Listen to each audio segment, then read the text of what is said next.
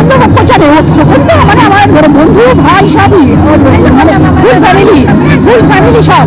আর এই মানে ওর শুধু এই পুজো বলে নয়, ও সব মানে সব রকম পুজো সব রকম এই ইয়েতে গেল বুধবারের সেটাও ও করলো, ও কোনোটা বাদ রাখে না, সব কিছু চলছে। আর অ্যাক্টিভ ভীষণ একদম পারফেক্ট, আমাদের মতো মানে একই দরকার আমাদের।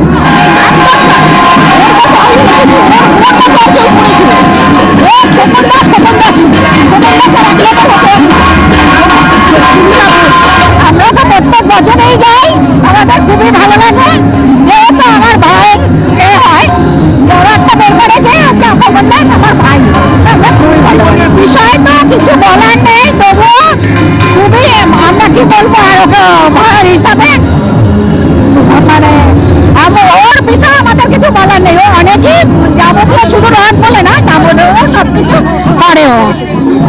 আলপনা ভট্টাচার্য। জগন্নাথ এই জগন্নাথতায় আমাদের রাজ্যের মুখ্যমন্ত্রী অভিনব উপহার দিয়েছে বাংলার মানুষকে। দীঘার জগন্নাথ মন্দির করে আমাদের এই ১৬তম রথযাত্রা উৎসব করল। আমরা কামনা করি দীঘার জগন্নাথের মন্দির যেমন সুন্দর জগন্নাথ মন্দির ওখানে আছে, আমাদেরও প্রভুর সেবা হয়।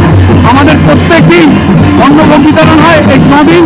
আর প্রত্যেক দিন রাত্রিবেলা লীলাকীর্তন, ঠাকুরের গান আর ভোগ বিতরণ হয়। বাংলার সংস্কৃতি হিন্দু মুসলমান শিখ ইসাই আমরা সবাই সমান। আমরা প্রথম হচ্ছে মানুষ, তারপরে ধর্ম। জয় জগন্নাথ মহাপ্রভুর জয়। এলাকাবাসীর উদ্দেশ্যে ঠাকুরকে জানাই জগন্নাথ মহাপ্রভুকে সবাই যেন ভালো রাখুন, সুস্থ রাখুন।